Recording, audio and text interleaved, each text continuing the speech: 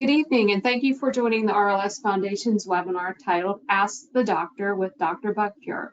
My name is Carla Diezenkowski, and I'm the Executive Director of the RLS Foundation. The surge in the use of web-based programs during the COVID-19 health crisis has created a strain on the system. If you are experiencing technical difficulty, switch to the audio portion as it uses less bandwidth, and be sure that your webcam is turned off. We thank you for attending and appreciate your patience and understanding with any technical difficulties that may arise during today's webinar presentation. Before we begin, please be aware that all attendees will remain on mute during this hour. We thank you for the questions submitted with your registration. Dr. B will answer as many questions as time allows. After the webinar, you will receive an email with a link to the webinar recording. The webinar recording will also be made available in the members only section of our website. If you're not a Foundation member and would like to view this and other recorded webinars, we invite you to become a member today by going to www.rls.org. Our speaker today is Dr. Mark Buchfuhrer, Associate Clinical Professor at the Stanford School of Medicine. He is a certified RLS expert and teaches medicine to doctors in training at the Stanford Sleep Medicine Center, a member of the RLS Foundation's Quality Care Center network. He also has a private practice in Downey, California. Dr. B is board certified in sleep medicine, pulmonary disease, and internal medicine. Dr. B serves on the Foundation's Scientific and Medical Advisory Board, where he chairs the Foundation's Medical Bulletin Committee and serves as a member of the Opiates Committee, and the Revised Consensus Treatment Committee. Dr. B, we thank you for sharing your time and expertise with us tonight. Let's start answering some of the RLS community's burning questions. Okay, thank you very much for introducing me, and welcome everybody. We have a lot of questions, and I'll do my best to go through as many as I can before the time is up. So the first question is, are RLS movements voluntary or involuntary? And the answer to this is yes, which means actually both. So the first part is the voluntary part. The way you can think of this is, if you get a mosquito bite or insect bite that's really itchy, you can have that urge to itch it, or scratch it, but you may be able to hold off, but after a while you just can't resist and you have to scratch it. So that's similar to when you get the RLS symptoms, which are associated with that virtually irresistible urge to move. You can hold off for a while, but sooner or later you have to move. So that's the voluntary aspect, which sometimes becomes close to you just got to move. So you could say it almost borders on involuntary, but there is a voluntary component that you could put it off for a little while, just as you can prevent yourself from scratching something that's really itchy. Now the involuntary part, which occurs in 85 or 90% of restless leg patients, or even more, are the periodic limb movements or leg kicks. These typically occur while the person is asleep, and typically bothers the bed partner. So there's really no control over it because you're asleep. But other patients or other people have these periodic limb movements if they're on antidepressants, which is very common. But the difference between the periodic limb movements with a restless leg patient versus someone having it for other reasons is that the other people do not have it when they're awake, only when they're asleep. So restless leg patients may be sitting there or lying in bed, and their leg may kick involuntarily. So that would be a totally involuntary part of the movement. You may be watching TV and your leg just kicks. Or sometimes if you have really bad restless legs and you try not to move, eventually your leg will kick involuntarily, and it may relieve the restless leg feeling for a few seconds. Next question is, how common is RLS in the upper body, and why is it so much more severe than just restless legs in the legs? Well, the first thing is, restless legs has to first occur in the legs. It can then move to other body parts. Typically, the first body part is the arms. This typically occurs when the restless legs start to get worse, most commonly from augmentation, but it can occur naturally also. So the bottom line here is when you get it in your upper body, your torso, your arms, and by the way, it could be any part of the body. I've even seen several patients who have it in their head. It's usually because the restless legs have worsened either naturally or due to augmentation, and as such, the restless legs in general are more severe. And what's interesting is sometimes it can just continue in the torso or arms or other parts of the body and even become less or even hardly perceptible in the legs. We don't quite understand this, but the reason why it's more severe is just because it reflects increasing progression or severity of the RLS. Next question is, I am on hydrocodone. That's typically the medication that's in Norco or Vicodin, allowing me to sleep at night. However, my RLS is becoming worse in the daytime. What do I do? Well, typically, if you're just on an opioid like hydrocodone, the RLS shouldn't get worse in the daytime unless something else is happening. If this person is also on a dopamine agonist like Mirapex or Equip, it just could be some augmentation, and using the hydrocodone in addition will not prevent the augmentation. If this person is only on hydrocodone alone, then there may be something else going on, such as decreased iron levels or increased stress or other issues that may be causing problems. So the answer of what to do depends on medication and the clinical setting. And typically, if I get a patient like this, I work them up and see if I can find the reason why the RLS is worsening, because it should not be due to the hydrocodone. The next question is, I am trying to get pregnant and have been on Mirapex for a decade, which is probably not safe for use during pregnancy. What do I do? Very good question. There's a lot of women who are young enough to have children, and I see quite a few of these. And when they get pregnant, of course, we would like to give pregnant ladies absolutely no medication treatment at all if we can get away with it. But sometimes we're stuck because the RLS can be so severe, especially in the third trimester, that the person will get so much sleep deprivation that the risk to the ongoing pregnancy outweighs any risk for using the safest medication we can find. Well, this person is correct that Mirapex is not okay for pregnancy, so you'd have to stop it. And in fact, being on Mirapex for a decade, the odds are excellent that this person may have some augmentation also. And the best thing is to get off Mirapex, so this would be a good opportunity. Now, normally what we suggest for patients who are not on medication when they get pregnant and need some treatment, the two things we suggest are Sinemet, which is carbidopa levodopa, at fairly low doses, which we normally tell patients not to take on a regular basis, a daily basis, because they can get augmentation. But for pregnancy, we kind of break that rule because it's only going to be for a few months, hopefully.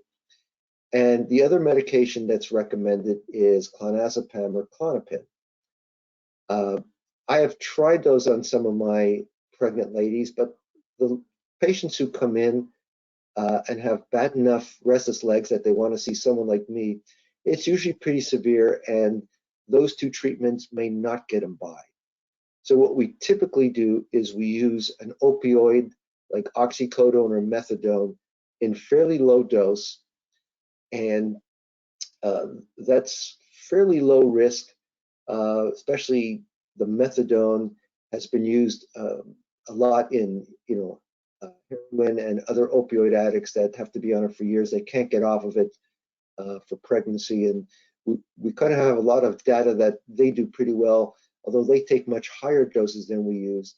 The only concern here is when the baby is born, they can get neonatal, sometimes respiratory depression.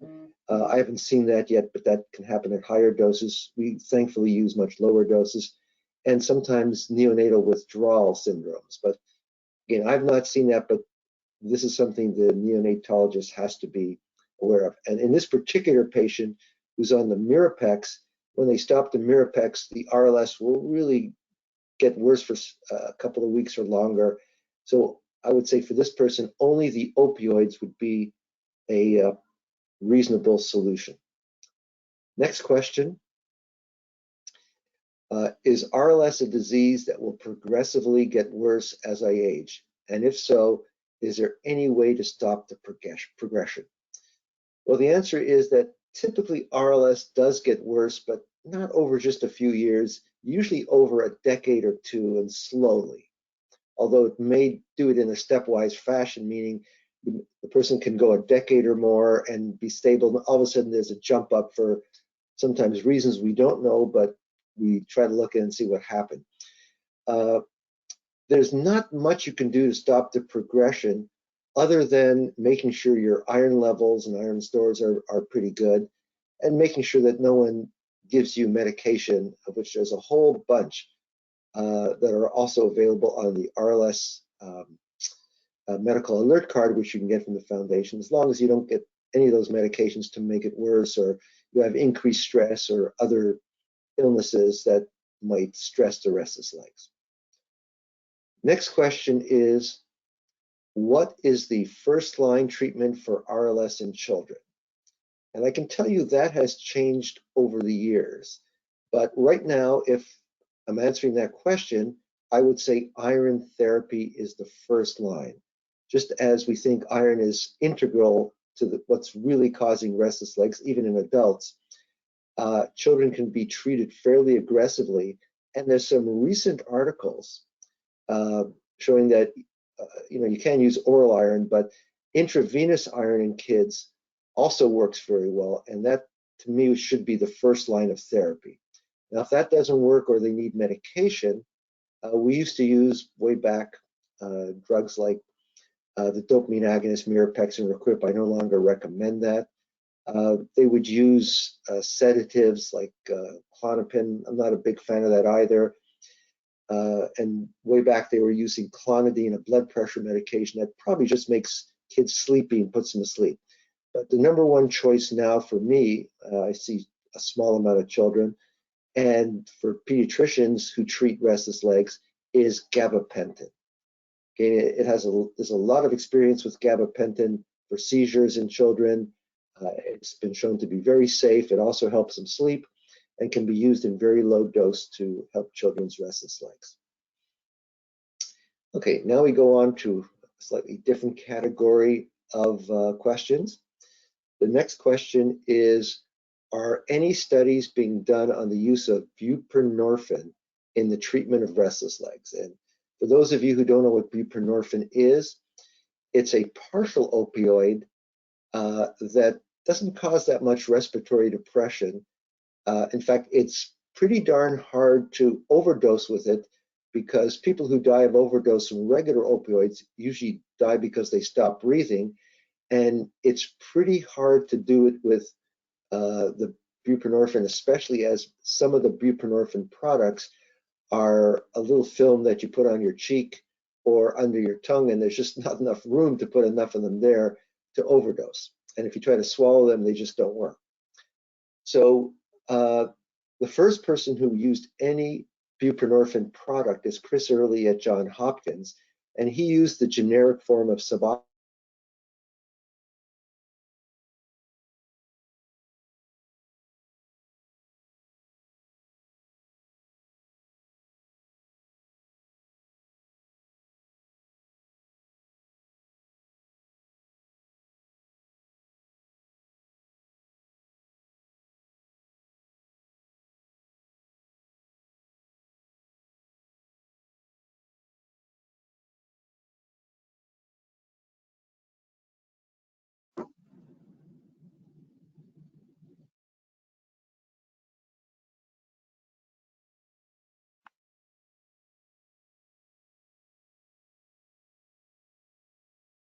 I think we've lost Dr. That's Not as B. big an issue, and you don't need the an opioid addiction license to do that. So your doctor can do it even if he says, I can't do it because I'm not trained on it. Dr. Rye at Emory has used a pure buprenorphine. It's a generic for Subutex. I've used it a few times. I don't like it as much because it can only be cut in half, unlike the Suboxone, which can be cut into quarters, so you can get a smaller dose. And he hasn't published anything on it, but a couple of years ago, before COVID, must have been 3 or 4 years ago, he actually had an abstract on using buprenorphine in the form of his buprenorphine pills or generic Subutex on patients, and it showed that it worked very well. And I'm kind of the first person who's used the pure buprenorphine in very small doses, much smaller than the doses of Suboxone and the Subutex, which the lowest dose is 2 milligrams. I use a product called Belbuca. It's a little film you put on your cheek, and the lowest dose is 75 milligrams, which is, sorry, 75 micrograms, which is very, very small, because the lowest dose practically you get with the film, which is a quarter of the film, is 500 micrograms. I haven't published any studies, although I have probably a couple hundred patients on all different types of buprenorphine products, but I always said if I have a little more time or energy and help, I might do a study on it. But these products work really well and tend to have fewer side effects than the regular opioids. The trouble with the Belbuca that I use is that it can be very expensive. Okay, the next question is question 8. Can clonazepam, which is the generic for Klonopin, cause secondary RLS like other medications do? Well, clonazepam doesn't, it's actually a treatment for restless legs, although it doesn't help the restless legs. What the clonazepam does is it puts people to sleep, just like any other benzo, such as Xanax or Ativan or Valium or whatever you want to use, or Restoril, temazepam, all the things that end in PAM. I'm not a big fan of the clonazepam because it has over a 40-hour half-life. So if you take it tonight and then you take it again tomorrow night, over half is left 24 hours later. So you can get pretty sleepy after several days of taking it every night in a row. But it shouldn't cause secondary restless legs unless it makes you really sleepy, because anything that makes you sleepy can kind of cause restless legs. And I personally don't like the term of secondary restless legs.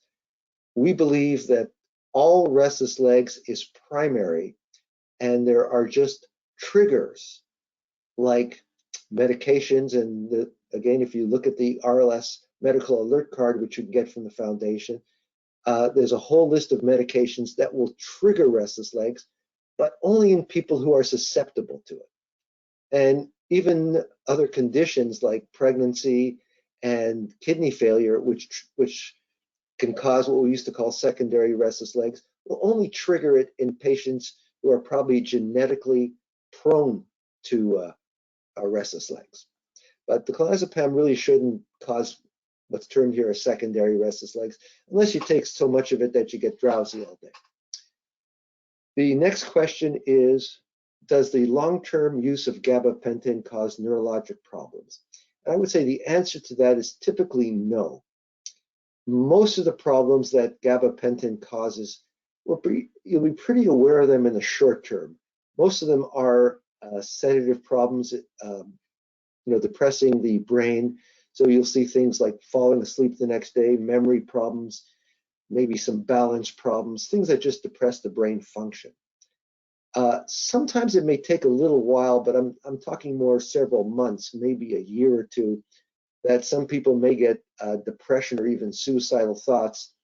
But even though it seems like it's long-term, that it's not just a few days or weeks, usually you find out about this in the first few months or couple of years. Once someone's been on gabapentin for a few years without a dose change, or someone's not increasing the dose after that, it's really unlikely there'll be any neurologic issues. The next question is, I am taking 0.5 milligrams of Mirapex daily. I want to try a 10-day holiday. Can an opioid help with this holiday? And the answer is absolutely. When we try to get people off Mirapex, we use opioids. I guess the other question is, why would you want to take a holiday? Because if you take a 10-day holiday, yes, you'll be better, and the opioid will probably do a good job of taking care of you if you find the right dose of the opioid for those 10 days. But once you start the Mirapex, it'll probably work really well for a few days, because I assume the goal here is to reestablish the potency of it. It'll work really well for a few days, but probably within a few days or a week or two at the most, it'll go back to where you were before. And if someone's wanting to take the drug holiday, I assume they're not doing as well on the Mirapex, and they're likely having augmentation.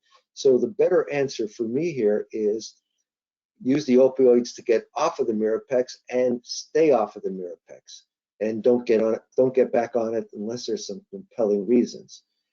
Now, I will admit I have a few patients who, if they take the opioids, start to get significant problems like severe constipation, maybe possibly depression or some other issues if they take it for more than a week or 2 or 3 or a month. And sometimes I'll alternate the Mirapex for a few days or a week or 2 until it starts to lose potency. Once you know that, you just keep alternating with the opioid, and you use each as long as they work well.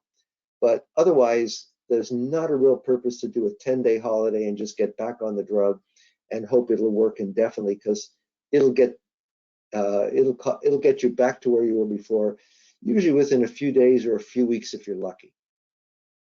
The next question is amitriptyline a reasonable treatment for restless legs? The pros and cons. Well, this is a really simple one. Amitriptyline is an old antidepressant which was kind of in vogue when I was a medical student. I won't tell you how many years ago. And it was called Elavil. It's a medication that is not even that great an antidepressant. That class of tricyclic antidepressants really aren't as good as the newer ones we have, although some patients may do well. But amitriptyline typically worsens restless legs. What you can take home as a take-home message is virtually all the antidepressants worsen restless legs, except for Wellbutrin, which is bupropion generic. There are some older antidepressants which we think have much less of an effect. There's one called desipramine, and maybe protriptyline, kind of in the same class, that don't have as much serotonergic effect, that may not cause as much trouble for restless legs. But the problem, these older antidepressants tend to cause blood pressure drops, dizziness, things like that. So we just don't tend to use them as much because they're not as effective and have, in general, more side effects. Okay, the next question is an interesting one. Dipyridamol, and the person put here in brackets Versantine, that's what it was called way back when we were using this. Is it helpful for treating RLS? And they gave me a reference for a neurologist in Spain, someone Gonzalez, but I suspect that's the wrong reference or neurologist, because the person who did almost all the research on this is Diego Garcia Borreguera, who's a well-known RLS researcher in Spain, in Barcelona, and he's done some integral work with augmentation, and he's published a couple of articles.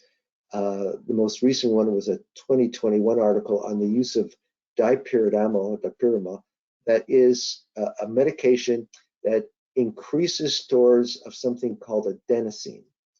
What they found is that adenosine is low in restless leg patients. We have a low patients with restless leg have a low adenosine state, and dipyridamol actually increases the adenosine in the body and thus may help restless legs. There was one study he did in 2018 that showed that it works, but this was like not a double-blind study. He did a really good study last year on 29 patients where he did a double-blind, which is good, and then he did a crossover, and he found that patients did very well with an average dose of 218 milligrams. Now, I've been using this medication a little bit in some of my tough patients. I usually add it on. And I found some patients do well, some patients get a mild effect, some get a moderate to even better effect. So it's a little hit or miss. And the article that, oops. Oh, yeah. Also, there's some articles with Sergey Fermi on the adenosine, but I'm not sure. I have to check. I'm not sure if he actually did some. I might have done some clinical studies, but I'm not as familiar with them. I'm very familiar with Garcia Borreguero's stuff. Anyway, the other issue is that these studies were not done on patients with augmentation. They were done on kind of easier patients. So we're really not sure how they work on the tougher patients who are augmented. But it's certainly something we're trying. But remember that the dipyridamole is a blood thinner that's been replaced by Plavix, which works better, but it still may cause some thinning of the blood. And if you have an injury or some issues with bleeding or a fall and hit your head, you could have increased bleeding issues. So it's not without some mild risk. Now, what's next if opioids stop working? And that's a very good question. I luckily don't have that happen very often. Once you have someone on opioids, it typically keeps working. I would say you have a very small percentage of patients who we get up to really high doses and we can't go any higher, and the opioids seem to be stop working. But clearly in these patients, there's other things going on. But what I do if I see that happen is I will add small doses of the Nupro or Ortigatine patch. I'll add some, gabapentin or Lyrica or Horizon. I'll just keep adding things, maybe even dipyridamole, to these patients to see if I can keep them at that same opioid dose. And by adding other stuff, I can make the opioids still be effective, but in combination therapy. So these are the really tough cases that you do whatever you can. Sometimes even if their iron levels aren't really, really low, I may still think of giving an iron infusion because that may still help. So I'll do whatever I can in these patients to make them better. But luckily, there are very, very few cases where that happens. Another question is, I'm going in for surgery soon, and I'm wondering how I can best prepare myself regarding my medications. Well, this is a very common thing, and this is what kind of generated creating the RLS medical alert card. I had a whole bunch of patients who would go for surgery, and the anesthesiologist would give them some intravenous Benadryl or some other medication that is horrible for restless legs. And my patient would say they woke up and started kicking so badly that they tear out all their stitches. So that's when I realized, hey, we got to get the patient aware and get their doctor, their surgeon, their anesthesiologist all aware of medications they shouldn't give them around this time. And that's kind of how the medical alert card, the RLS medical alert card, started or got created. And again, anyone who's a member of the RLS Foundation will get a free card, and you just have to look at the card and you can make a copy of it, give it to every doctor who's going to touch you, especially any surgeon or anesthesiologist, and especially ER docs who love to give stuff like Benadryl. And that is really the best way to prepare you for restless legs. Sorry, for surgery while you have restless legs. Not much other preparation. The only other question that comes in is if you're on opioids, what should you do? And very simply, you just take it up to the day of the surgery.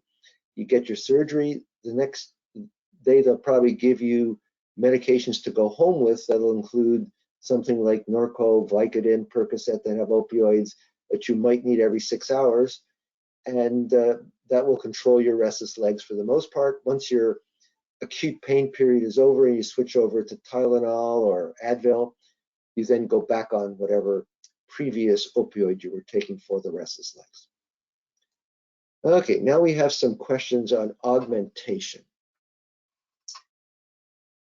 How do you deal with the risk of RLS augmentation when you have a patient who's taking levodopa to treat Parkinson's disease? Well, that's a particularly good and tricky question. What we know about the difference in the brain of a Parkinson patient and a restless leg patient is that the Parkinson patient has virtually no dopamine, whereas the restless leg patient has reasonable or adequate dopamine in the brain. But the Parkinson patient has lots of iron, and the restless leg patient has very little iron. So there are actually anatomical and many other differences between these two patients.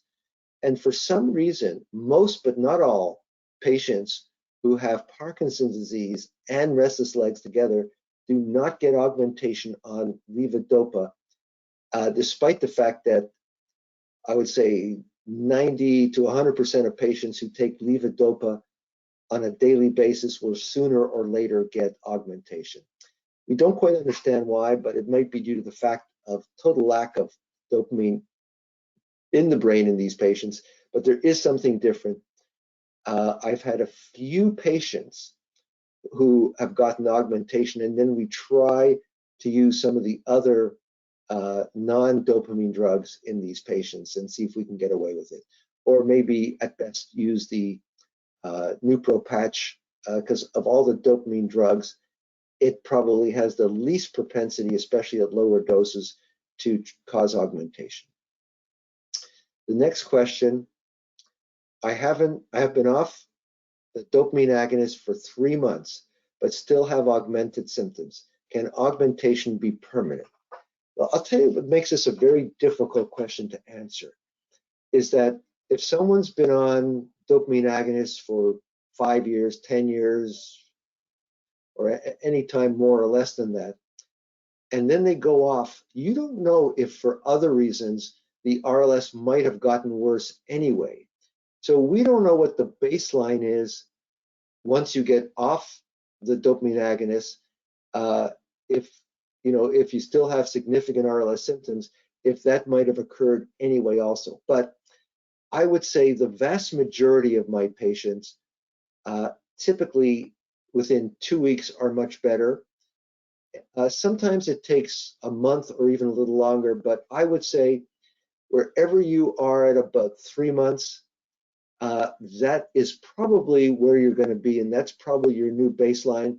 And whether that's due to a higher level of restless leg symptoms due to the augmentation, or you might have gotten there regardless, we don't know. But what I do know is that by 3 months, you're probably not going to see much more improvement being off the dopamine agonist and for longer periods of time.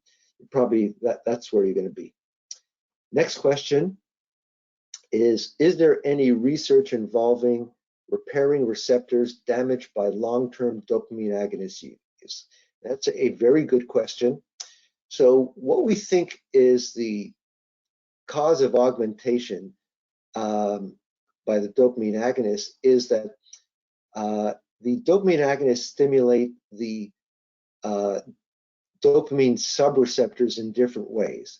They typically really stimulate the D2 and D3 subreceptors, but not the D1 subreceptor. So what happens is that D1 receptor is kind of getting ignored, and it kind of says, well, since I'm being ignored and you're stimulating the other subreceptors, I'm going to upregulate. So it's going to become much more sensitive and kind of have a much more powerful effect. And what the D1 receptor does is it worsens the restless legs. So if the D1 receptor gets upregulated and starts worsening restless legs, the thought would be, can we block that? And the same researcher we talked about earlier for the dipyridamole, Diego Garcia Borreguera, he just published a paper, I mean, hot off the press, with a drug called ecopipam, which blocks the D1 and D5 receptors, which are the two receptors least activated by the drugs we use for restless legs, the dopamine agonists. And this study was done just for safety. So it wasn't powered enough, it was only 10 patients, to see whether this really has a great effect.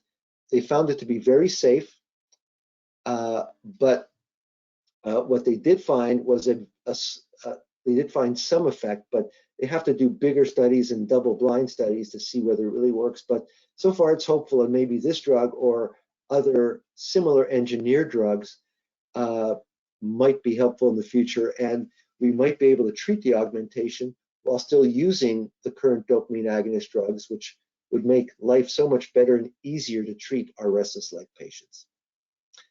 Next question is it ever okay to occasionally use dopamine agonists after augmentation and recovery? Good question. And the answer is yes and no.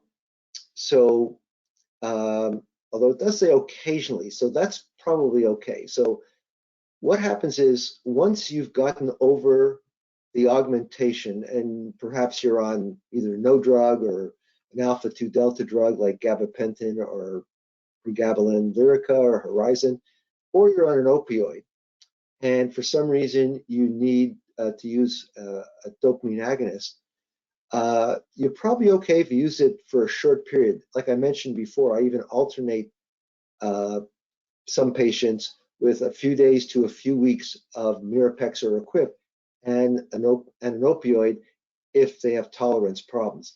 The other thing I do for patients on dopamine agonists is I will give them Sinemet, the carbidopa levodopa, and I allow them to use it up to 3 times per week for any breakthrough restless legs. So, for example, if you're taking the opioids in the evening and it's working great, but you're on a plane flight that goes too long and it's in the middle of the day, and you know you have a few more hours to go, you can take a Sinemet and it'll help you for within 10 minutes and work for about 4 hours. So the answer is yes, you can do it as long as you're doing it intermittently and not for too long. Now we come to some questions on iron. Could RLS symptoms be iron related even if iron and ferritin levels are within the normal range, the tests? And the answer is absolutely. See, we would really like to know what the iron levels are in the brain. And the best way to do that would be a brain biopsy, but we are never doing that, of course.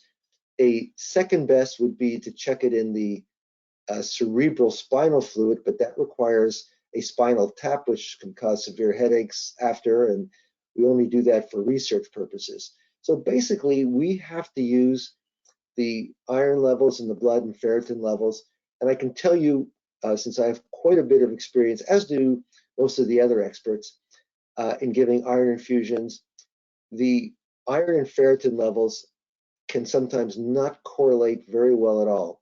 We often say if you have a ferritin level of above 100, you might not, or let's say below 100, you should get an iron infusion. But I have patients who, if they get below 230, for example, they start to have RLS symptoms.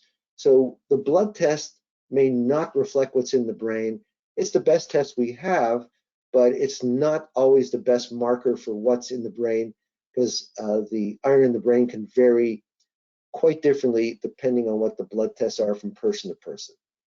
But we give some guidelines. So we normally say the ferritin should be if the ferritin is under 100, you should consider an iron infusion, or if the iron saturation or transferrin saturation is under 20%. But again, I see lots of exceptions, and many of us experts on this will even give iron infusions at higher levels of these ferritin and iron levels.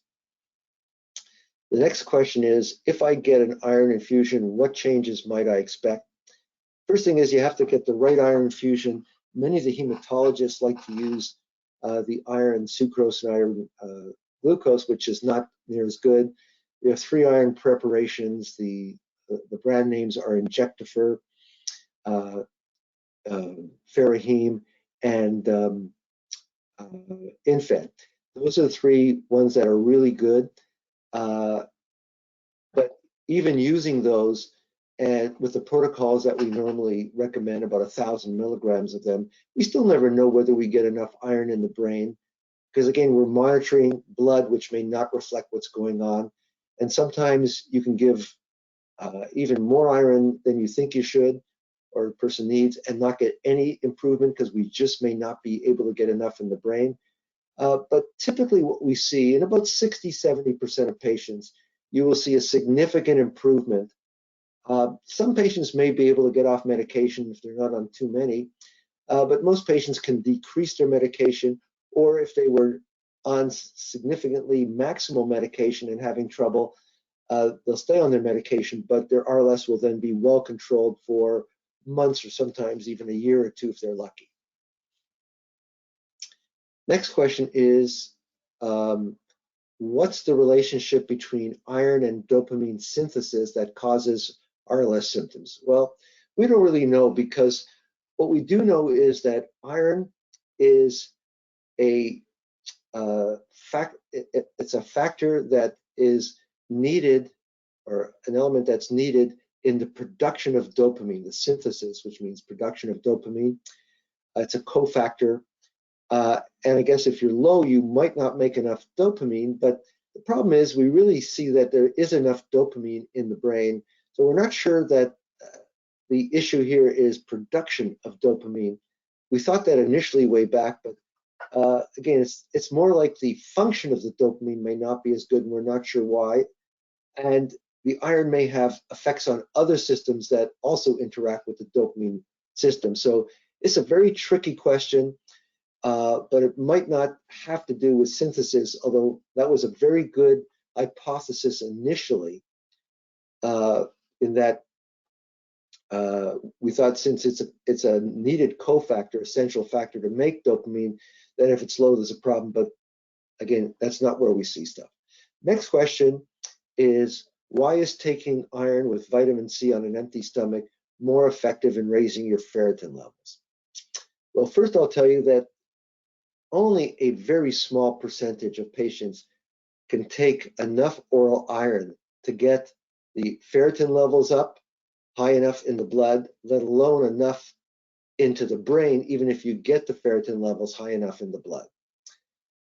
So that's why if for me personally, if I'm really serious about treating someone with iron, I will try to go to the intravenous route. But to the answer to this question, the vitamin C simply creates an acidic environment in the stomach. And iron gets much better absorbed when there's nothing else there in the stomach and the stomach is somewhat acidic. So if you don't want to use vitamin C, you can use like acidic orange juice, for example, which probably works just as well. The other thing we found recently, which we've seen in rodents, is that the iron may get better absorbed in the evening compared to the morning. But the trouble is, if you try to take too much iron, there's a drug called hepcidin, a hormone called hepcidin, that feeds back and then prevents you from absorbing more iron. So probably once a day instead of the old 3 times a day is better. And maybe even once every other day may get as much or more iron into people. But again, if I'm serious about iron, I usually go to the non-oral route, the intravenous route. Okay, the next question is about research. Are there any promising developments on the horizon? Well, you already heard about the work on trying to block that dopamine D1 receptor with that drug called ecopipam, and there may be other stuff coming along. There is all kinds of work going on and looking for the mechanism of restless legs, some research in animals. I'm right now involved in using something called neurostimulation, kind of a very modified mini TENS unit that doesn't cause that crazy jerking that the TENS unit causes. That so far we've had some research done that looks like it may be helpful as an adjunct to treat restless legs. Again, if you want to know what's going on as far as restless leg treatments, you can keep an eye on the night walkers, because we always have a section going over new research on restless leg, both treatments and developments. The next question is, can you discuss hereditary evidence for restless legs? I am concerned for my children. Unfortunately, that's a good concern because RLS is very, very genetically linked. We have some really good studies, population studies. One of the best one was done by David Rye at Emory, and he did a study at Iceland where, let me just add, we think this initially was a Viking gene, and you can see where the Vikings have kind of conquered, plundered in the 1,000+ years ago, where they went and also spread their genetics, is where you see the highest percentage of people with restless legs. In fact, in our population here, we see about 10% of the adults. In Iceland, they saw about 25% of the adults. And they actually have done several studies. Dr. Rye did some gene studies, and several other authors have done genetic studies, Montplaisir in Montreal, and there's some European studies. And they've linked it to there's several different genes that have already been linked with this. So it is very hereditary. In fact, if you look, but let me just say, there's also an environmental component, because even if you look at identical twins, there's only what we call an 85% concordance, meaning 85% of both twins. If one twin has it, the other one will, but in 15% of the cases, only one twin has it. Or sometimes one twin may have it even more severe than the other one, and that has to do probably with some genetic predisposition plus environmental factors. Okay, next question is about comorbidities, other conditions that interact. The question is, can RLS be triggered from anxiety? And the answer is absolutely. Any stress, whether it's physical or psychological, typically increases restless legs. Even if you have leg pain, and I've seen it, someone has some bad knee pain or hip pain, often they'll get restless legs, sometimes only in that limb. And of course, anxiety of any type, any stress just makes it worse. Okay, next question is, do you know of any correlation between RLS and autism spectrum disorder? We don't really know of a correlation, but it's very tough to diagnose restless legs in an autistic patient because they have trouble communicating often, especially the ones who are more severe on that spectrum. They recently did a study where they gave intravenous iron to these autistic restless leg patients, and they saw a very profound effect, but these were children. Again, you heard me say earlier that in children, my #1 treatment is iron, and we probably should be even more aggressive than we have been in the past. Okay, next question is, do you see a relationship between RLS and neuropathy of the feet? I even answered that just with neuropathy in general. If you look at statistics, you'll see there is a higher percentage. Hard to know if it's because the neuropathy is another bothersome condition which can cause anxiety and stress and make restless legs more prevalent.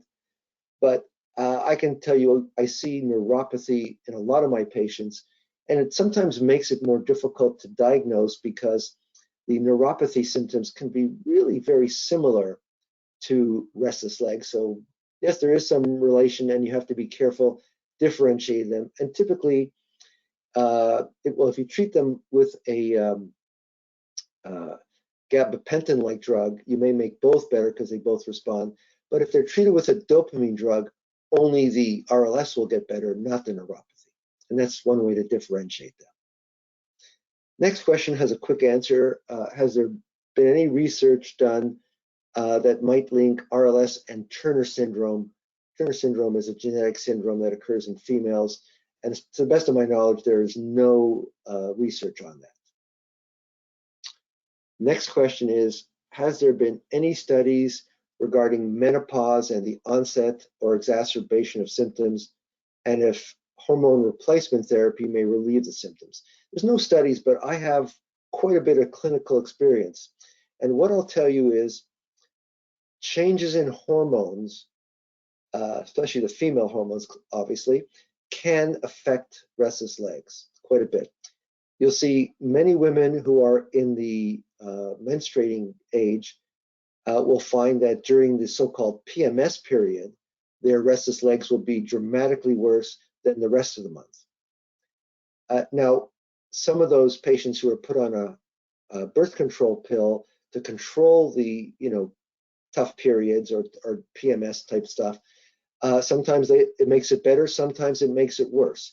It's really unpredictable. And I've seen patients who go into menopause. Some say as soon as their hormones start going away, they get better, some get worse, and some who get hormone replacement therapy can get better or worse. So I've found there's no real rhyme or reason, and it has not been studied enough to figure out if there's a relationship to any given hormone or combination of hormones.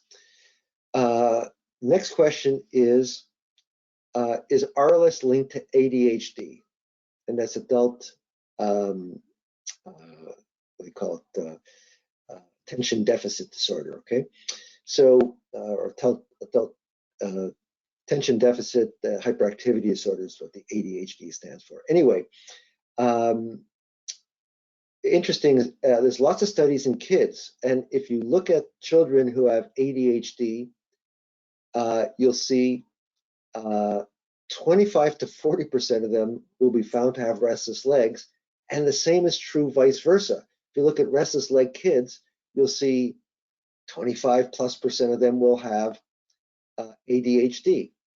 So I've had a few kids that I see, and some of them, if you treat the restless legs, you say, well, they shouldn't have this attention deficit because they can sit still, but I've treated several of them and they still have the attention deficit issue, even though their restless legs are well treated. So there's some link, genetic or otherwise. We don't understand it, but there's definitely a strong link between those two disorders. Next question is there a correlation between RLS, sleep apnea, and insomnia?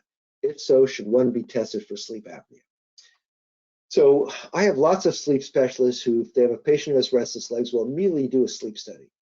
And I frankly don't do it unless I think the patient may have sleep apnea. Now, if someone has restless legs and sleep apnea, and the sleep apnea is not treated, they will be more sleepy. And the more sleepy you are during the day, the quicker you'll get restless legs. So not treating sleep apnea will make the restless legs more severe and tougher to treat. So if you have a patient who snores, is very sleepy during the daytime, the bed partner sees stoppages of breathing, sure, I'll get a sleep study, otherwise no. And as far as insomnia, we already know that patients with restless legs tend to have hyperarousal and more insomnia. They also have less daytime sleepiness for the degree of insomnia, but certainly if we can help a patient sleep and make them less sleepy the next day, they will have less restless legs. So that's a very good thing to do. Okay. Now we have some alternative questions, which I'll go into. Has hypnotherapy ever been tried or successful with decreasing restless leg symptoms? Well, I have written some chapters on the non-drug medication treatment of restless legs. So I've researched all these things in the past, and there is no good proof that hypnotherapy has ever been successful. Could it be? Possibly, but there's no good study or proof that it does. And the few patients I've had who've tried it have not had any success. Next question is there any change of lifestyle treatments that are being studied to improve symptoms? There's been a study or two on exercise that shows that regular, mild to moderate exercise can reduce restless leg symptoms in general. Interestingly enough, too vigorous exercise, like training for a marathon or heavy duty exercise, can actually trigger restless legs. So where that break point is between mild to moderate and vigorous obviously depends on your level of fitness, but mild to moderate exercise is very good. And the question here was lowering sodium, caffeine. I don't think those help. Avoiding alcohol certainly helps. Avoiding drugs, helps. Things like that. There is one thing that I found. I've had patients who have had more active jobs. I had one patient who was a floor supervisor for many, many years, and then got kicked upstairs to a desk job because he was doing so well. And he came to me, he says, my restless legs are going crazy. So in questioning him, I realized it was a change in job, and I gave him two choices: keep the higher paying desk job and we'll add medication, or go back to your previous supervisory job. And the patient elected to go back to his being a floor supervisor and did not need extra medication for his restless legs. Okay. Are there any studies on successful non-prescription treatment options? There are a few. Again, not too many, unfortunately. There's been some studies on using sequential compression devices. They really didn't work very well when trying to be used earlier in the day to treat it at nighttime. But I've heard from patients who've bought these and used them at bedtime, and they work at bedtime if you can fall asleep while using them, because they're kind of like massaging your legs, which do work. And of course, many of you may know about the Relaxis vibration pad that got FDA approved, but unfortunately is no longer being made, and did show some significant improvement and success. And there's still patients using it for restless legs, but you can't get any new ones. And as you may have heard me say before, we're in the midst of a study using this mini TENS unit neurostimulation that may have some success for restless legs. That's obviously, that actually may be a prescription, but it's not a drug. There's a non-prescription drug called Kratom, which is a question later on, which I probably won't get to yet. But the Kratom works very well, but is likely just an opioid, and one of these days it might be banned anyway. But its dosing from source to source is very different. You never know how potent a drug it is for any person, and I'm not a big fan of it because it probably just is an opioid. So if you take it with opioids, you're probably just getting more. And if you're not an opioid and are using it, it may help, but again, it's not predictable and reliable. Okay, next question, coming near the end here. Are zinc and thiamine beneficial for restless legs? And the answer is no. We have no proof they're helpful. Often we get the question about magnesium. We get a lot of reports about magnesium being helpful, but really there's not a lot of proof that they're helpful. There's been a very recent study showing that restless leg patients may have lower levels of vitamin D, but there's no study showing that giving more vitamin D may help. Next question is, can elevating the legs while sleeping help restless legs? I have an adjustable bed. The answer is I have a whole bunch of patients who elevate their legs, again, with an adjustable leg or propping stuff under, and it helps them, but other patients it may not help at all. We have patients who will like compressive devices on their legs, which help, like compression stockings. I have other patients who will build a tent around their legs, the exact opposite. So this is so individual that it just need trial and error to see what helps and what doesn't help.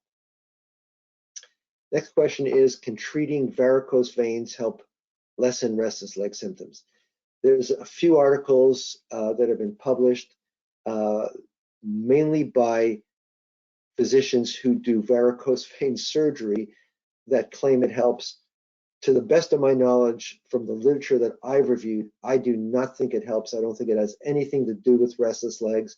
Although if your legs bother you and you look down and you have bad restless legs, you certainly want to make that correlation. But I would not go for a varicose vein surgery unless you're doing it for other reasons, because in my experience, where I've seen probably as many patients with varicose vein surgery as anyone with restless legs, I have not seen any persistent improvement. There may be some initial placebo effect, but I don't think there's any long-term benefit. Next question is, acupuncture helpful for treating restless legs?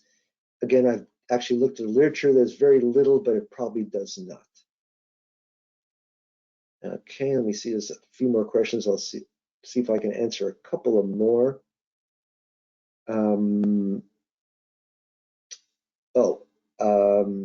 Question is, I am traveling overseas in November. Other than walking around the airplane as much as possible, any suggestions for relieving the restless legs?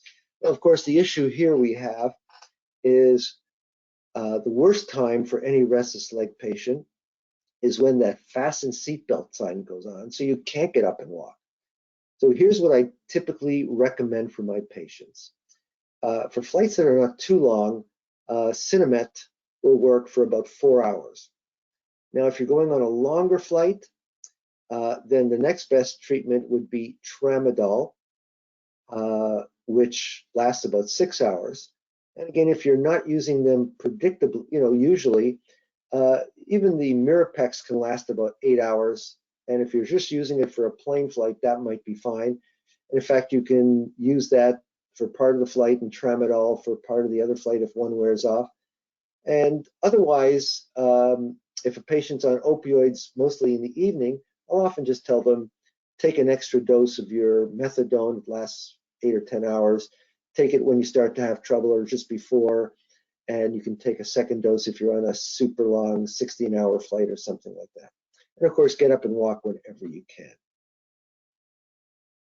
Okay, I think we've hit pretty well all the questions, and we're just about at the end of our time. Well, thank you so much, Dr. Buchfuhrer. I know you've had a full day after seeing patients in the clinic and taking time to do this. You're always a fan favorite. We've had 230 people join us this evening, and we'll also have others watch more.